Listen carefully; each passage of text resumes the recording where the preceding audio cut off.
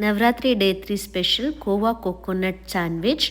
1 cup coconut powder, 1 cup milk powder, ಇದನ್ನ ಬ್ಲೆಂಡರ್ಗೆ ಹಾಕಿ fine powder ಮಾಡಿ, ಇದಕ್ಕೆ 1 ಕಪ್ಗಿಂತ ಸ್ವಲ್ಪ ಕಡಿಮೆ ಶುಗರ್ ತೊಗೊಂಡು ಶುಗರ್ನ ಕೂಡ ಪೌಡರ್ ಮಾಡಿ 2 ಸ್ಪೂನ್ ತೆಗೆದಿಟ್ಕೊಂಡು ಉಳಿದಿರೋ ಅಂತಹ 2-3 ಸ್ಪೂನ್ ತೆಗೆದಿಟ್ಕೊಂಡು ಉಳಿದಿರೋ ಅಂತಹ ಶುಗರ್ ಪೌಡರ್ನ ಈ ಮಿಲ್ಕ್ ಪೌಡರ್ ಮತ್ತು ಕೋಕೋನಟ್ ಪೌಡರ್ಗೆ ಹಾಕಿ ಮಿಕ್ಸ್ ಮಾಡಿ, ಸ್ವಲ್ಪ ನಿಮ್ಗೆ ಆಪ್ಷನಲ್ಲು ಫುಡ್ ಕಲರ್ ಹಾಕಿದ್ದೀನಿ, ಎಲ್ಲೋ ಫುಡ್ ಕಲರ್ ಹಾಕಿ ಇದನ್ನ ನೀಟಾಗಿ ಮಿಕ್ಸ್ ಮಾಡಿ, ಬೇಕನ್ಸಿದ್ರೆ ಇನ್ನು ಸ್ವಲ್ಪ ಹಾಲು ಹಾಕಿ ಅಂಟತ್ತೆ ಅಂದರೆ ಒಂದು 1/4 ಸ್ಪೂನಷ್ಟು ತುಪ್ಪ ಹಾಕಿ ನೀಟಾಗಿ ಇದನ್ನು ಕಲಿಸ್ಕೊಳ್ಬೇಕು.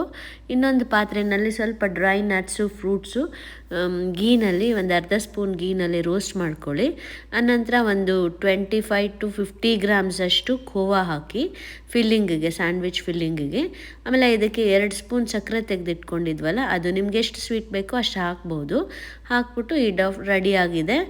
ಅದಕ್ಕೆ ಈ ಫಿಲ್ಲಿಂಗಿಗೆ ಈ dry nuts and ಫ್ರೂಟ್ಸ್ದು khoa mix ಇರುತ್ತೆ. ಇದನ್ನು ಏನು ಮಾಡಬೇಕಂದ್ರೆ ನೀಟಾಗಿ ಲಟ್ಟಿಸ್ಕೊಳ್ಳಿ ಚಪಾತಿ ಥರ. ಅಂಟೋದ್ರಿಂದ ಇದಕ್ಕೆ ಪಾಚ್ಮೆಂಟ್ ಪೇಪರ್ ತೊಗೊಂಡಿದ್ದೀನಿ ನಾನು, ಮಾರ್ಕೆಟಲ್ಲಿ ಸಿಗುತ್ತೆ ನಿಮಗೆ. ಪಾಚ್ಮೆಂಟ್ ಪೇಪರ್ ಮೇಲೆ ಮೀಡಿಯಮ್ ಆಗಿ, ತುಂಬ ತೆಳುವೂ ಇರಬಾರ್ದು, ತುಂಬ ದಪ್ಪನೂ ಇರಬಾರ್ದು, ಆ ಥರ ಲಟ್ಸ್ಕೊಂಡು ಈ dry fruits and nuts khoa ಫಿಲ್ಲಿಂಗ್ಸ್ನ ಈ ರೀತಿ ಮಧ್ಯ ಇಟ್ಕೊಂಡು ಪೇಪರ್ನಲ್ಲಿ ಫೋಲ್ಡ್ ಮಾಡಿಬಿಟ್ಟು ಈ ಥರ ಇನ್ನು ಒಂದು ಶೇಪ್ ಕೊಡಬೇಕು. ಇದಕ್ಕೆ ಸ್ವಲ್ಪ ಸಾಫ್ಟ್ ಇರೋದ್ರಿಂದ ನಿಧಾನಕ್ಕೆ ಮಾಡಿ ಆಮೇಲೆ ಫೋಲ್ಡ್ ಮಾಡಿ, ಪೇಪರ್ನಲ್ಲಿ ಈ ಥರ ನೀಟಾಗಿ ಫೋಲ್ಡ್ ಮಾಡಿ ಇದನ್ನು ಗಟ್ಟಿ ಆಗೋದಕ್ಕೆ ಫ್ರಿಜ್ನಲ್ಲಿ ಇಡಬೇಕು. ನೀಟಾಗಿ ಇದಕ್ಕೆ ಶೇಪ್ ಕೊಡೋದಕ್ಕೆ ಒಂದ್ಸಲಿ ಫೋಲ್ಡ್ ಮಾಡಿ ಆ ಕಡೆ ಈ ಕಡೆ ಈ ಥರ ಪ್ರೆಸ್ ಮಾಡಿ. ಇದರಿಂದ ನಿಮಗೆ ಸ್ಯಾಂಡ್ವಿಚ್ಚು ಒಳ್ಳೆ ಶೇಪ್ನಲ್ಲಿ ಬರುತ್ತೆ, ನೋಡೋದಕ್ಕೂ ಎಲಿಗೆಂಟ್ ಲುಕ್ಕಲ್ಲಿರುತ್ತೆ.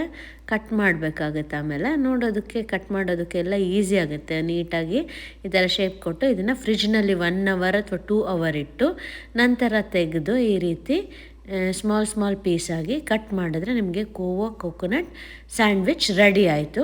ಇದನ್ನು ದೇವಿ ಚಂದ್ರಘಂಟ ನವರಾತ್ರಿ 3ನೇ ದಿನ ನೈವೇದ್ಯಕ್ಕೆ ನಾನು ದೇವ್ರಿಗೆ ಇಟ್ಟೆ. ಇನ್ನು ತಿನ್ನೋದಕ್ಕೆ ಟೇಸ್ಟ್ ಆಗಿದೆ, ಚೆನ್ನಾಗಿದೆ. ನೀವು ಮಾಡಿ ನೋಡಿ, very easy to make. Thank you.